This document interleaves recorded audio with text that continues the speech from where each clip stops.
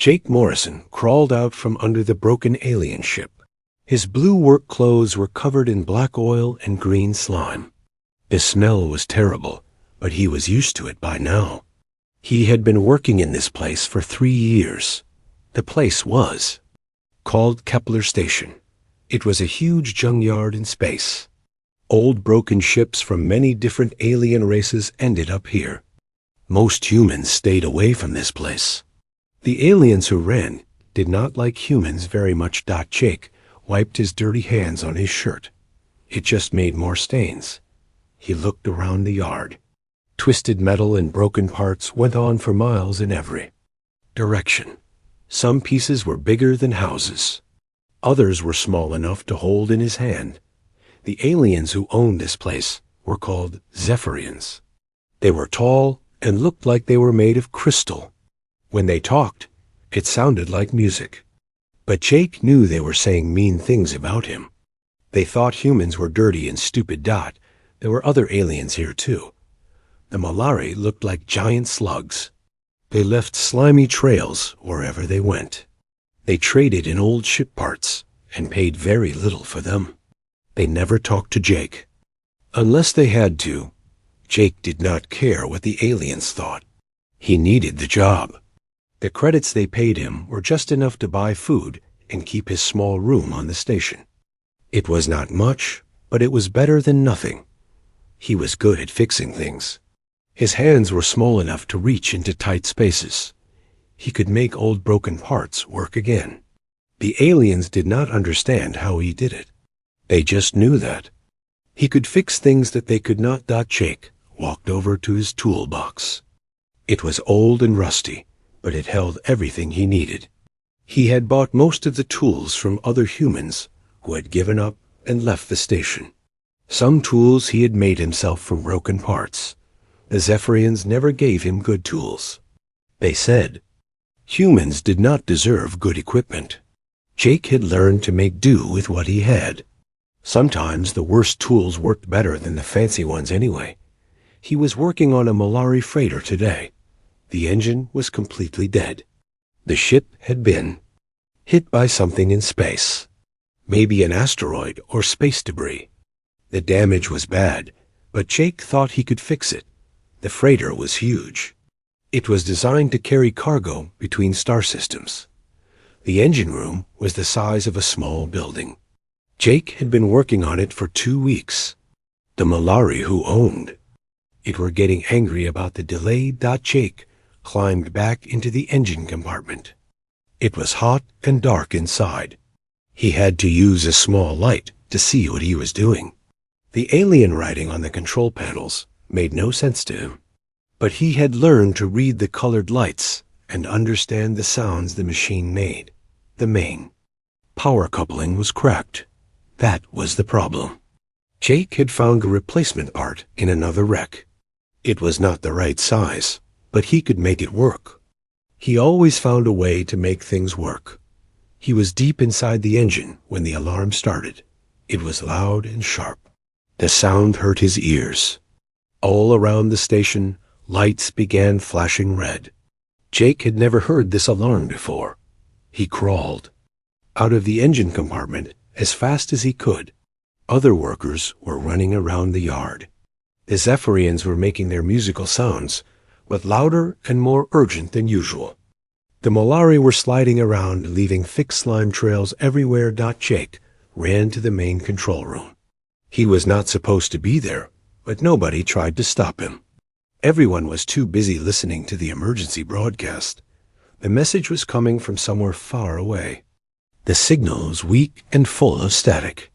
Jake could hear fear in the voice of whoever was sending it. It was a human voice. "This is Captain Brown of the passenger ship Stellar Dawn. We have lost all engine power. We are drifting toward the gas giant Typhon. Our orbit is failing. We have 200 passengers on board. We need help immediately." Jake felt his heart start beating faster.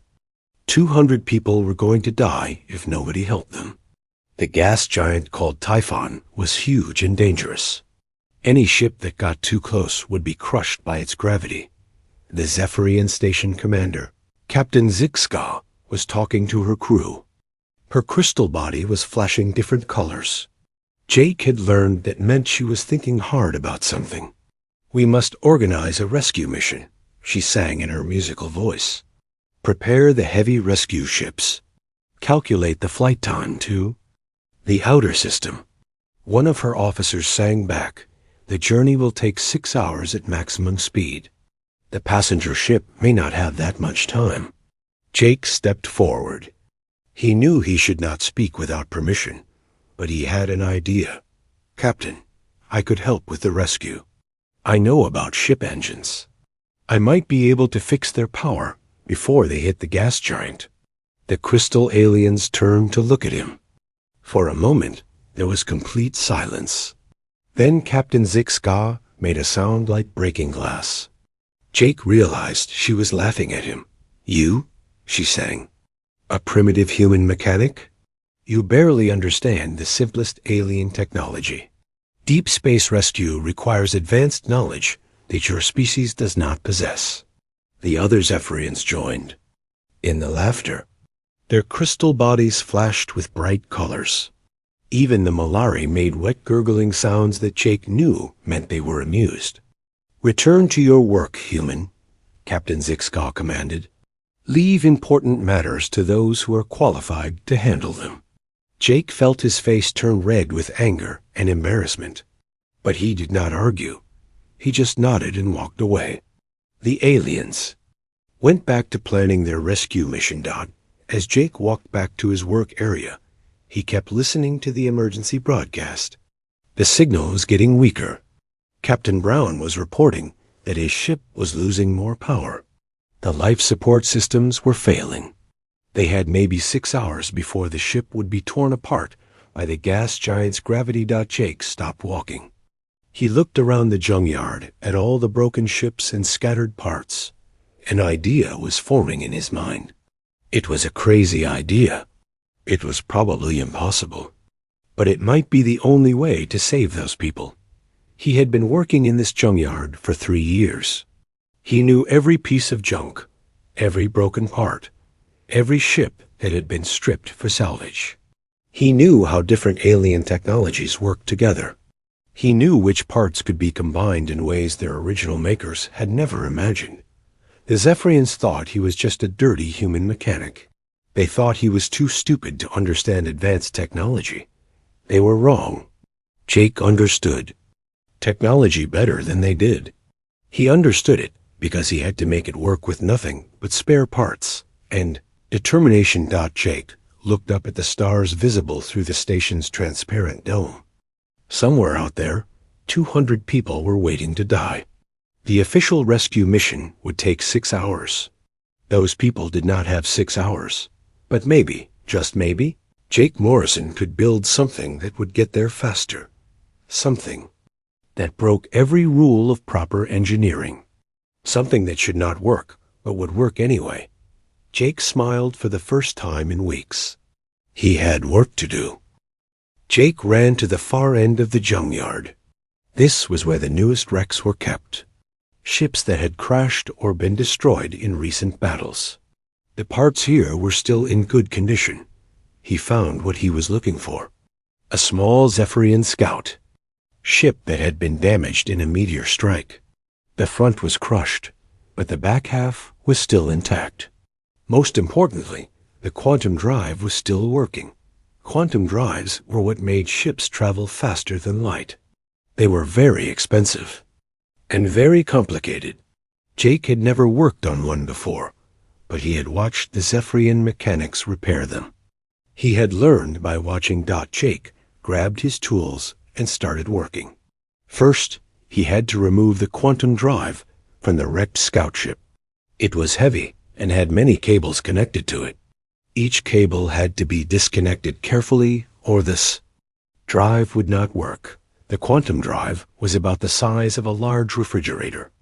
It hummed with power even when it was turned off. Jake could feel the energy coming from it. This was the most advanced piece of technology he had ever touched. While he worked, other aliens walked by and watched him. They pointed and made comments. in their own languages. Jake did not need to understand their words. He could tell they thought he was wasting his time. A group of Malari traders gathered nearby. They were making bets on how long it would take for Jake to give up. One of them oozed over to where Jake was working. "Human," the Malari said in broken English, "you make big mistake. Quantum drive very dangerous. You die if you touch wrong part." Jake looked up from his work. "Thanks for the warning," he said. Then he went back to disconnecting cables. The Malari made a wet laughing sound and slid away. Jake heard them talking to each other in their own language. They were increasing. Their bets about when he would die. Jake did not care. He had work to do. The emergency broadcast was still playing. The stellar dawn was getting closer to the gas giant. Captain Brown reported that they had lost another engine. Time was running out. Next, Jake needed a ship hull to put the quantum drive in. He found a small cargo pod that had been stripped of all its valuable parts. It was just a metal shell, but it was the right size. It could hold the quantum drive and maybe one person. Jake used a cutting torch to make holes in the cargo pod. The quantum drive had to fit perfectly, or it would not work. The holes had to be exactly the right size and in exactly the right places. Work was hard and dangerous. The cutting torch was designed for Zephyrian hands, not human ones. Jake had to be very careful not to cut himself. The hot metal sparked and burned his arms through his shirt. Sub-Commander Yithna, a female Zephyrian officer, stopped to watch him work. Her crystal body flashed with different colors as she observed his progress. "This is educational," she sang to her companions. "The human demonstrates the dangers of overconfidence. Perhaps other humans will learn from his failure." Jake pretended not to hear her. He kept working. The quantum drive was almost in place. Now he needed to connect it to power systems and navigation controls. This was the hardest part. He found power cells from 3 different types of ships. None of them were designed to work together. But Jake had learned how to make incompatible systems work as a team. He used copper wire and spare circuit boards to connect everything. The navigation computer came from a crashed Malari trader ship. It was old and slow, but it still worked. Jake had to rewire it completely to make it talk to the Zephyrian quantum drive. It took him 2 hours of careful work. Life support was the biggest problem. The cargo pod had no air recycling system. Jake found an emergency life support unit from a damaged escape pod. It was only designed to last 4 hours, but that would have to be enough. Jake worked without stopping. His hands were bleeding from small cuts. His back hurt from crawling in and out of the cargo pod, but he kept working. People were going to die if he failed. The hardest part was making all the different systems work together. Zephyrian technology used crystal-based circuits. Malari equipment used biological processors. Human systems used metal and silicon. None of them were designed to work with the others. But Jake had a secret. He had been studying alien technology for 3 years. He had learned that all technology had the same basic needs. Power had to flow from one place to another. Information had to be processed and stored. Controls had to respond to commands. The specific methods were different, but the basic principles were the same. Jake used this knowledge to build bridges between the different systems. He made the crystal circuits talk to the biological processors. He made the metal systems understand the alien control signals. More aliens gathered to watch him work. They were no longer just making jokes. Some of them looked curious. Others looked worried. Nobody had ever tried to combine so many different technologies in one ship. Jake tested each system as he installed it. The power cells gave steady energy. The navigation computer accepted coordinates. The life support unit produced breathable air. The quantum drive hummed with readiness. But would it all work together? That was the big question. Jake had built something that had never existed before. A ship made from the spare parts of multiple alien races. It should not work. According to everything the galaxy knew about engineering, it was impossible. Jake climbed into the tiny cockpit he had created. There was barely room for one person. The controls were a mixture of buttons, levers, and touch screens from different ships. It looked like a crazy person had built it. The emergency broadcast was still playing, but it was getting weaker. Captain Brown's voice was full of despair.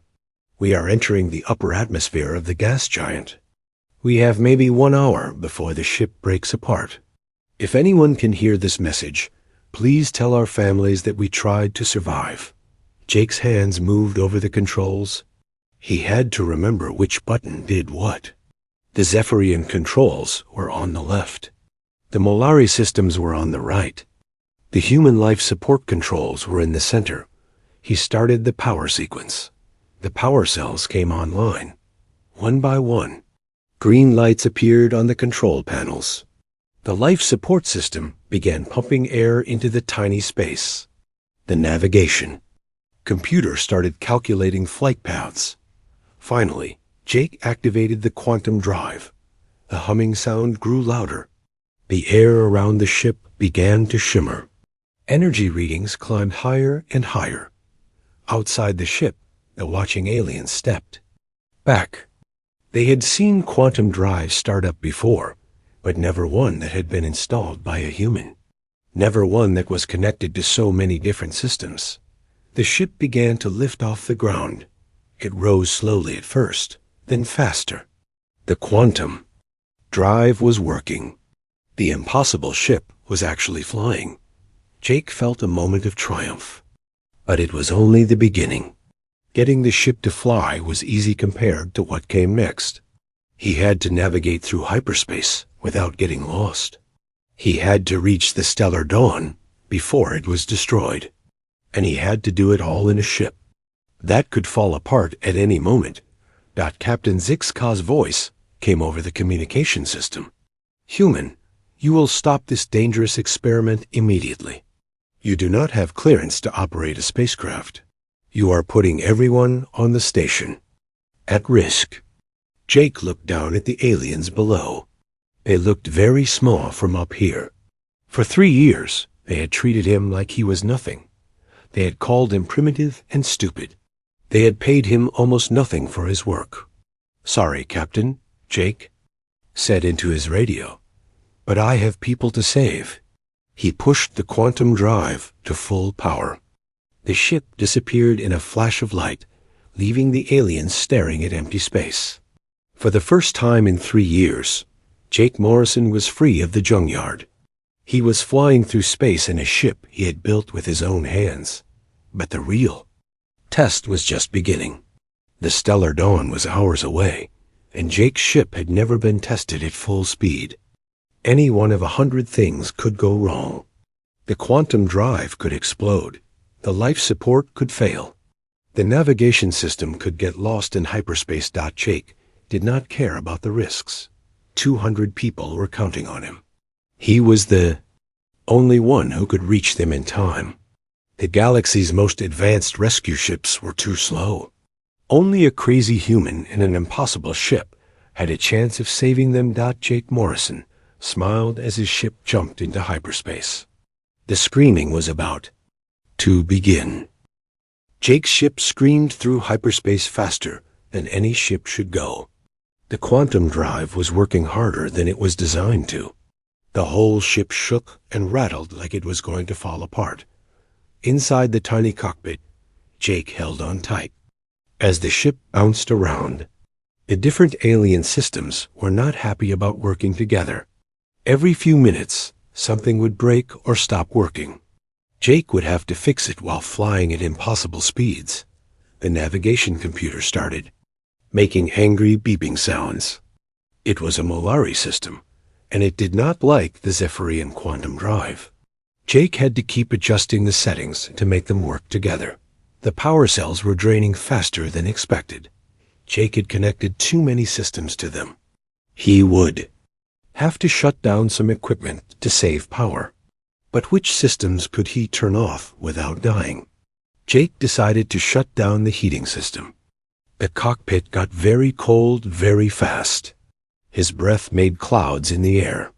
But the power cells lasted longer. The life support system was having problems too. It was only designed to work for 4 hours, but Jake needed it to last longer. He turned down the air recycling to save power. The air got thin and hard to breathe, but the ship kept flying. Jake's crazy combination of alien technologies was working. The quantum drive pushed the ship through hyperspace at speeds that made the galaxies. Fastest ships looked slow. Meanwhile, the Stellar Dawn was in terrible trouble. Captain Brown's voice came over the radio every few minutes. Each report was worse than the last. "We have lost life support on decks 5 and 6, Captain Brown reported. "Passengers are moving to the emergency shelters. We are now 30 minutes. From atmospheric entry, Jake checked his navigation computer. He was still 2 hours away from the gas giant. Even at his impossible speed, he might not make it in time. Jake pushed the quantum drive even harder. The ship's hull began to glow from the energy flowing through it. Warning lights flashed on every control panel. The computer kept telling him to slow down, or the ship would explode. Jake ignored the warnings. He had built this ship. He knew how much stress it could take. The alien engineers who designed these systems were too careful. They built in safety margins that Jake did not need. The ship jumped out of hyperspace near the gas giant Typhon. Jake's first look at the huge planet made him feel very small. Typhon was bigger than anything he had ever seen. It was orange and red, with storms that were larger than entire star systems. The stellar dawn was falling toward the planet like a rock. The big passenger ship was tumbling slowly, completely out of control. Jake could see damage all over the hull. Pieces of the ship were breaking off and burning up in the gas giant's atmosphere. Jake's radio crackled to life. "Unknown vessel, this is Captain Brown of the Stellar Dawn. Please identify yourself." "This is Jake Morrison," Jake replied. "I'm here to help you." There was a long pause. When Captain Brown spoke again, his voice was confused. "Jake Morrison? Are you part of the rescue fleet?" "No, Captain. I'm just one guy in a very small ship. But I think I can get you out of this." Another pause. "Mr. Morrison, our ship weighs over 50,000 tons. We have 200 passengers and crew. How exactly do you plan to help us?" Jake looked at his instruments. The Stellar Dawn was huge. Compared to his tiny ship, there was no way he could tow it away from the gas giant. He would need a different plan. "Captain, I need you to listen carefully. I'm going to try something that has never been done before. I'm going to use my quantum drive to create a space-time distortion around your ship." "That's impossible, Captain," Brown said. "The energy requirements alone would destroy any ship." "Maybe," Jake said. "But I've got a quantum drive that's already breaking half the laws of physics. It might just work." Jake began studying the Stellar Dawn's position and movement. The ship was falling toward the gas giant in a spiral pattern.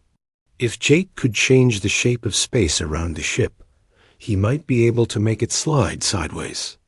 Instead of falling down, it was like trying to make a marble roll uphill by tilting the table.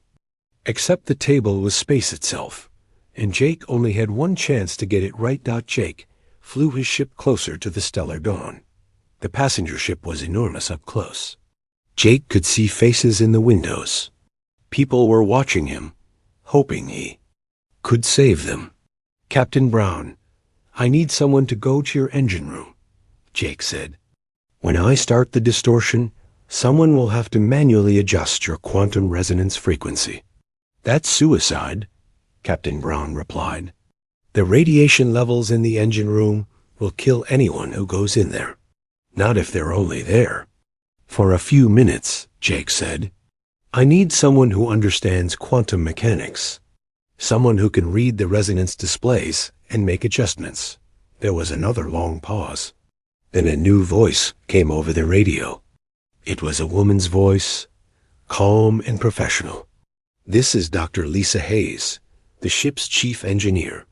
I'll go to the engine room." "What do you need me to do?" Jake quickly explained the procedure. Dr. Hayes would have to monitor the quantum resonance readings while Jake created the distortion. She would have to adjust the ship's frequency to match the distortion field. If the frequencies don't match exactly, the ship will be torn apart, Jake warned her. "I understand," Dr. Hayes said. "How long will I have to stay in the engine room?" "About 5 minutes," Jake said. "Maybe less if we're lucky." Jake began the connection process. He had to link his ship's power systems to the Stellar Dawn's hull. It was like trying to jump-start a car, except the car was the size of a city, and the jumper cables were made of pure energy. Jake extended the quantum field from his ship until it surrounded the Stellar Dawn. The field was invisible, but Jake could feel it through his instruments. The space around both ships began to change. The gas giant's gravity was still pulling the Stellar Dawn downward. But now Jake's quantum field was creating a new kind of gravity, a sideways gravity that could pull the ship in a different direction. "Dr. Hayes, are you in position?"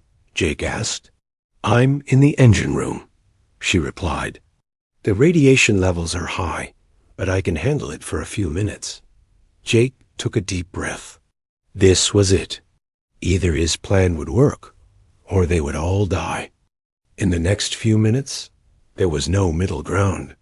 Beginning quantum distortion in 3, 2, 1. Now! Jake activated the distortion field. The effect was immediate and terrifying. Space itself began to bend and twist around the two ships. The stars outside looked like they were being stretched and pulled in impossible directions. The Stellar Dawn's hull began to vibrate. The vibrations got stronger and stronger until the whole ship was shaking like it was in an earthquake. Jake could hear the metal groaning and creaking over the radio. "Dr. Hayes, what's your reading?" Jake shouted over. "The noise. Quantum resonance at 47%, she replied. "It's climbing fast." Jake watched his own instruments. The quantum field was growing stronger, but it was also becoming unstable. The energy levels were climbing toward the danger zone. 55%, Dr. Hayes reported. 60%. Jake's ship was shaking so hard he could barely read the controls. The quantum drive was working at maximum power. Warning alarms were going off everywhere. 70%, Dr. Hayes said. 75. Then something amazing happened. The Stellar Dawn stopped falling toward the gas giant. For a moment, the huge ship just hung in space, suspended between the planet's gravity and Jake's quantum field. 80%, Dr. Hayes said. 85. Jake felt his ship starting to come apart. The hull was cracking from the stress. The quantum drive was overheating. He had maybe 30 seconds before everything exploded. 90%, Dr. Hayes reported. 95. Jake held his breath. This was the moment of truth. Either the distortion would work, or they would all die together. 100%. Dr. Hayes shouted. The universe screamed. Space itself made a sound like breaking glass mixed with thunder. The quantum distortion reached full power, and reality bent like a rubber band. The Stellar Dawn began to slide sideways through dimensions that had no name. Jake's ship exploded in a flash of light. But somehow, impossibly, the distortion held. The Stellar Dawn continued its sideways journey away from the gas giant, moving in directions that ordinary physics said were impossible. When the screaming stopped, the Stellar Dawn was in a stable orbit around the gas giant. 200 passengers and crew were safe. The impossible rescue had worked, but Jake Morrison was nowhere to be found. His ship was gone, vaporized by the quantum feedback. The man who had saved them all had disappeared, or Had he? The quantum scream lasted exactly 4 minutes and 17 seconds. When it ended, space was quiet again. The stellar dawn floated safely in orbit around the gas giant. The impossible rescue was complete. Captain Brown stood on the bridge of his ship, staring at the empty space where Jake's ship had been. The small craft had simply vanished in a flash of light. The brave human who had come to save them was gone. "All stations, report status," Captain Brown ordered. "Life support is stable," came the reply from the engineering deck. "All passengers are accounted for. We have power to the main systems." "What about Dr. Hayes?" Captain Brown asked. "Is she still in the engine room?" There was a pause. Then Dr. Hayes's voice came over the intercom. But she sounded confused and excited. "Captain, you need to get down here right away. There's something impossible happening in the engine room." Captain Brown ran through the ship's corridors. Other crew members were running too. Everyone wanted to know what had happened. How had they escaped from the gas giant? Where was the human who had saved them? The engine room was filled with smoke and steam. The quantum distortion had damaged many systems, but the main engines were still working. The ship was safe. Dr. Hayes was standing near the main quantum drive. She was staring at something with wide eyes. When she saw Captain Brown, she pointed to a corner of the room. "Captain, look." Captain Brown looked where she was pointing. At first, he saw nothing unusual. Then he noticed movement in the shadows. Someone was there, working on one of the control panels. It was Jake Morrison. He was alive. Jake was still wearing his grease-stained jumpsuit. His hair was burned, and his hands were black with soot.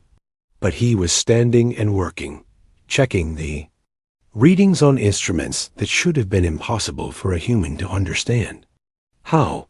Captain Brown whispered. "How are you here?" "Your ship was destroyed." Jake looked up from the control panel.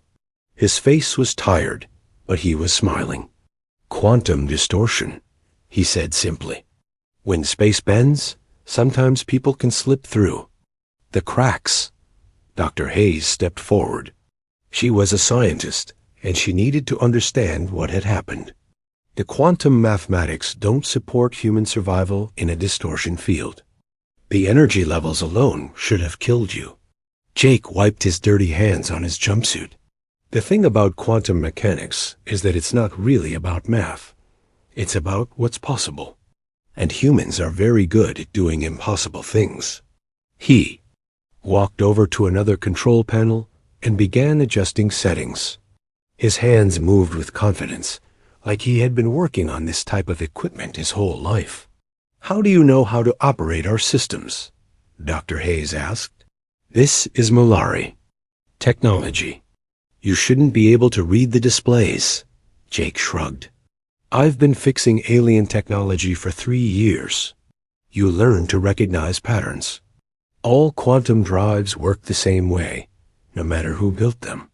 They all need power, they all need control, and they all need someone who understands that rules are just suggestions." Captain Brown was still trying to understand what had happened. "The distortion field, how did you survive it?" "I didn't survive it," Jake said. "I became part of it. When the quantum field collapsed, I collapsed with it. But I ended up here, instead of scattered across space." Dr. Hayes was taking readings with her instruments. "The quantum resonance in this room is unlike anything I've ever seen. It's as if the fabric of space-time has been permanently altered." Jake nodded.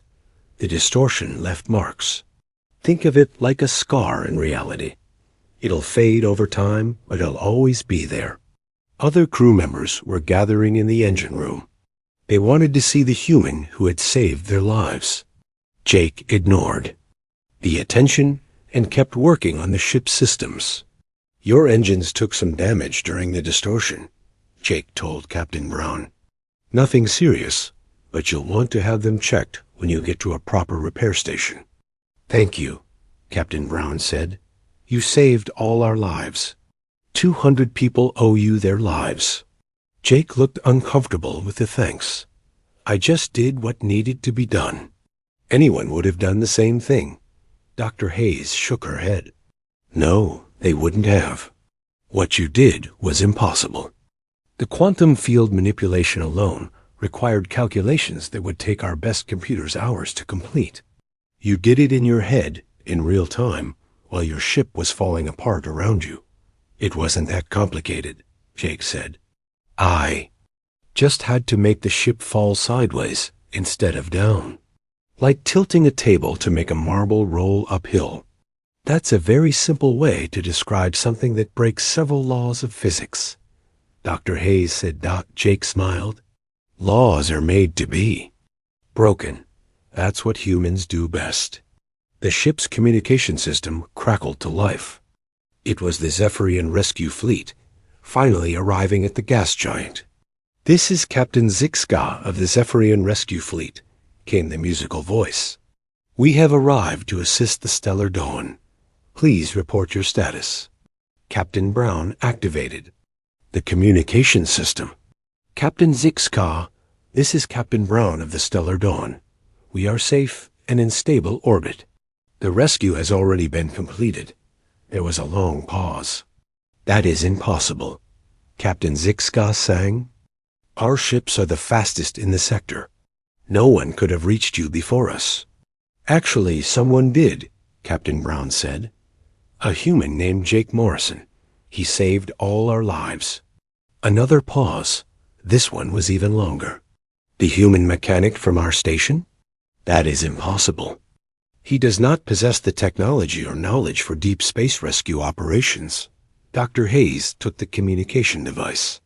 Captain Zixka, this is Dr. Hayes, Chief Engineer of the Stellar Dawn. I'm a quantum physicist with 2 advanced degrees. I'm telling you that what this human accomplished is the most advanced application of quantum mechanics I've ever witnessed. You must be mistaken, Captain Zixka replied. Humans are a primitive species. They lack the sophistication for such operations. Jake walked over to the communication station. Hello, Captain Zixka. This is Jake Morrison. I'm the primitive human who just saved 200 lives while your advanced rescue fleet was still getting ready to leave. As silence from the Zephyrian fleet was complete. Jake could imagine Captain Zixka's crystal body flashing with confusion and anger. Your ship was destroyed, Captain Zixka finally said. Our sensors detected the explosion. Yeah, it was a pretty big explosion, Jake agreed. But I'm still here. Humans are hard to kill. Captain Brown took back the communication device. Captain Zixka, we no longer require rescue. We have sufficient power to reach the nearest space station. But we would appreciate an escort, just in case. Of course, Captain Zixka said. Her musical voice sounded strained. We will escort you to safety. The Zephyrian fleet took positions around the Stellar Dawn. Jake watched them through the engine room's viewing port. The alien ships were beautiful and advanced, but they had arrived too late to help. They still don't understand, Dr. Hayes said. They think what you did was impossible. It was impossible, Jake said. That's what made it work. The universe doesn't like impossible things. It tries to fix them. Sometimes, if you're lucky, it fixes them in your favor. Dr. Hayes stared at him. That's not how physics works. It's how human physics works, Jake replied. We don't try to understand the universe. We just try to make it do what we need it to do. Jake finished his work on the ship's systems. Everything was running smoothly now. The Stellar Dawn was safe, and its passengers were alive. What will you do now? Captain Brown asked. You're welcome to stay on our ship. We're headed to New Terra Colony. You could start a new life there. Jake thought about it. New Terra was a human colony. He would fit in there. He wouldn't have to deal with aliens who thought humans were primitive. But Jake looked around the engine room at the alien technology he had just repaired. He thought about the quantum drive in his destroyed ship and all the impossible things he had learned to make it do. "Thanks for the offer," Jake said, "but I think I'll go back to the junkyard. There are still machines there that need fixing." Dr. Hayes couldn't believe it. "You're going back to that place? After what you've accomplished here?" Jake smiled. "Someone has to keep the junk running, and I'm good at making impossible things work." As the Stellar Dawn began its journey to safety, Jake found himself alone in the engine room. The crew had gone back to their normal duties. The passengers were celebrating their rescue. But Jake just sat quietly, thinking about what had happened. He had done something impossible today. He had bent space itself to save 200 lives. He had survived a quantum explosion that should have scattered his atoms across the galaxy. He had proven that humans could do things that the galaxy's most advanced species thought were impossible. But the strangest part was that it didn't feel impossible to him. It felt normal. It felt like just another day of fixing broken things. With whatever parts he could find, Dr. Hayes came back to the engine room. She had been running tests on her instruments, trying to understand what had happened. "The quantum readings are incredible," she said. "The distortion you created left traces that will be detectable for years. Scientists will be studying this event for decades." Jake nodded. "I hope they learn something useful from it." "How did you know it would work?" Dr. Hayes asked. "The quantum calculations alone should have taken hours." "I didn't calculate anything," Jake said. "I just looked at the problem and figured out what needed to happen." The gas giant Wa. 3 months later, Jake Morrison was back in the junkyard on Kepler Station. His hands were dirty again, covered in the familiar mix of oil and alien fluids. He was working on a broken Malari cargo hauler that everyone else had given up on. But things were different now. The aliens still saw him as just a mechanic, but there was something new in the way they looked at him. Fear, respect, uncertainty. The story of the Stellar Dawn rescue had spread across the galaxy. It had been translated into dozens of languages and told in 100 different ways.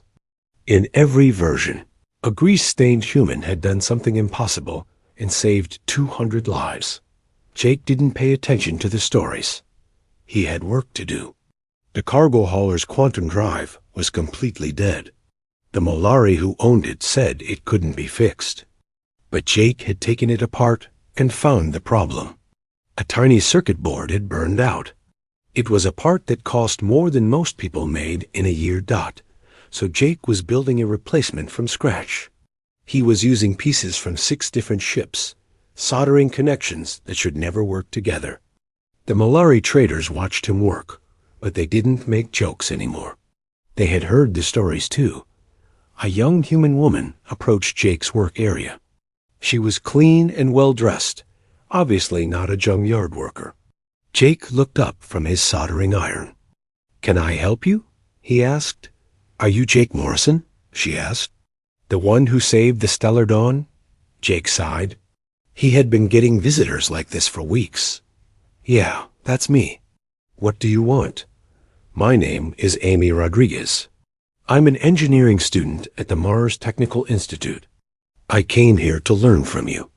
Jake went back to his soldering. "There's nothing I can teach you that you can't learn in school." "That's not true," Amy said.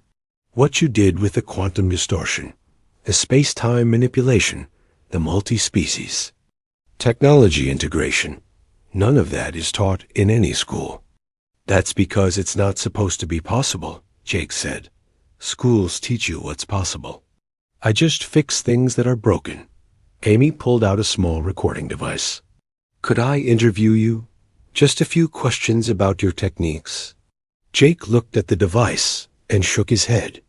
"Put that away. I don't do interviews." Amy looked disappointed, but she put the device back in her pocket. She didn't leave, though. She just stood there watching Jake work. "Why did you come back here?" she asked.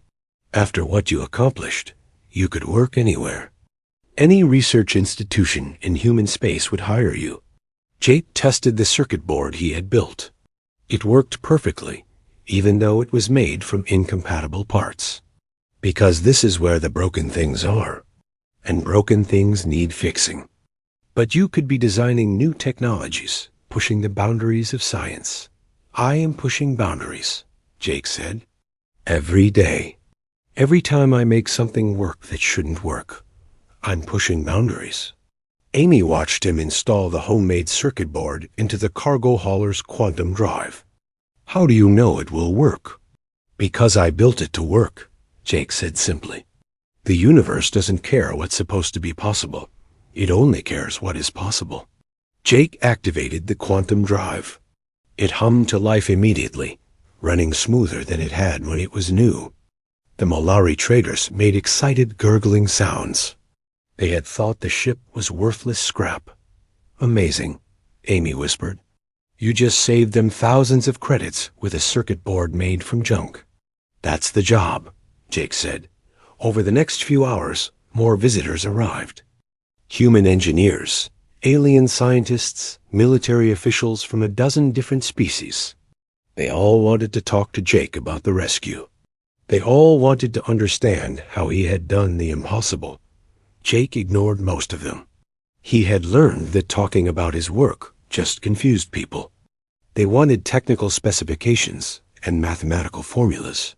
They wanted to understand the theory behind what he did, but there was no theory. There were just problems that needed solving and tools that could be used to solve them. Jake had never thought about the theory. He just did what needed to be done. Captain Zixka arrived in the afternoon.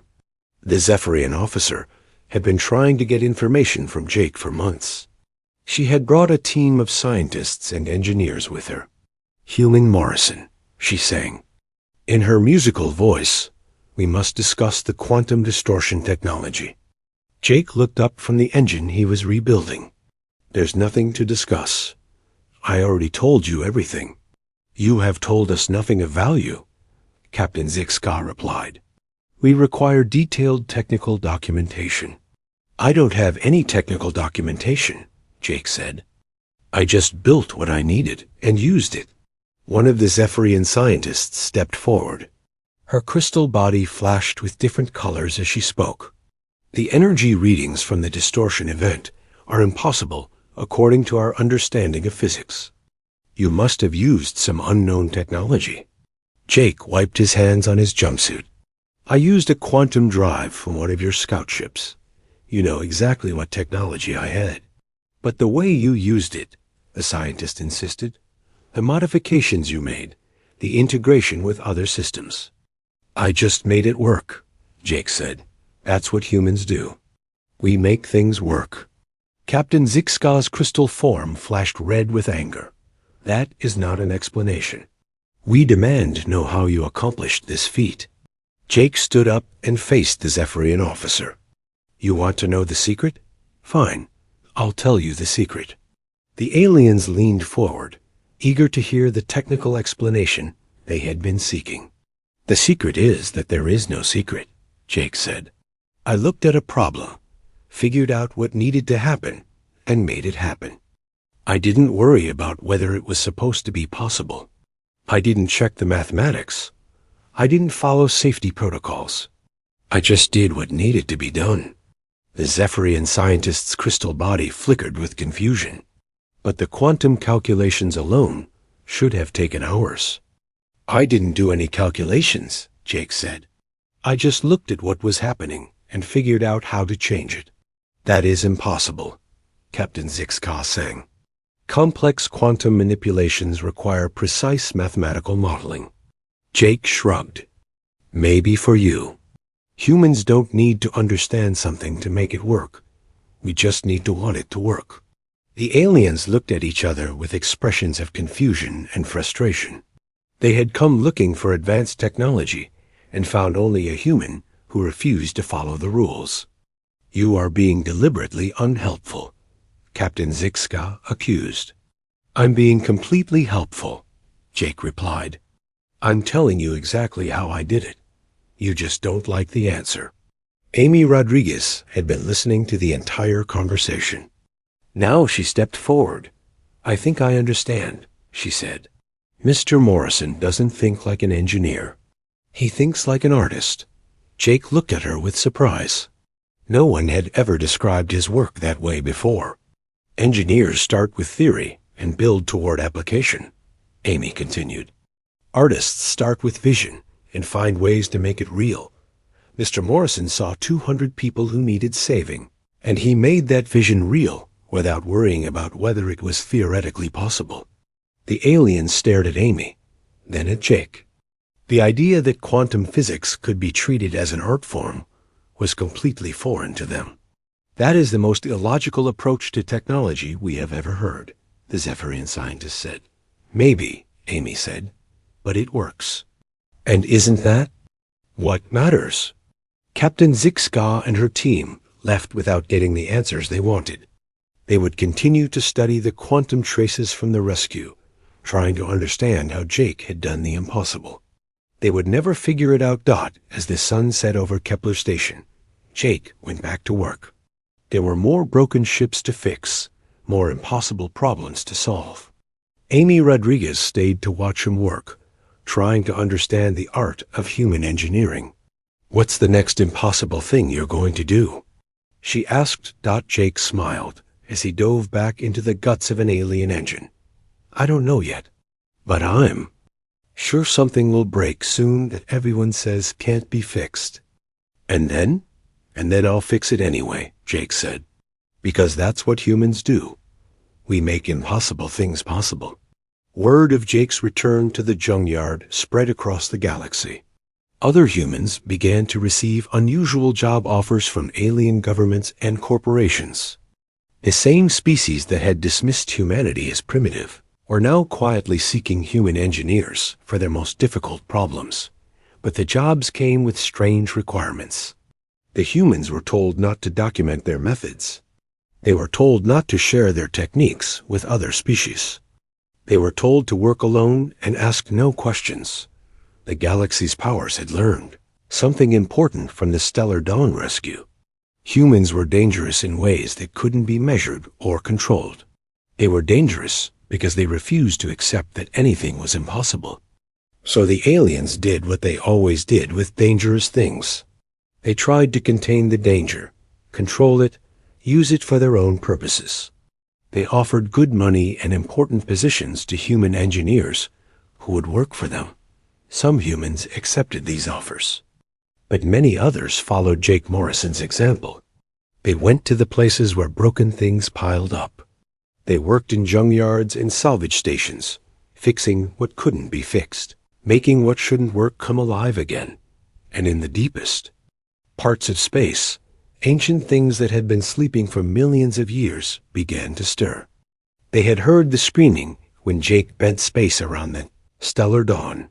They had felt the universe change in ways that should not have been.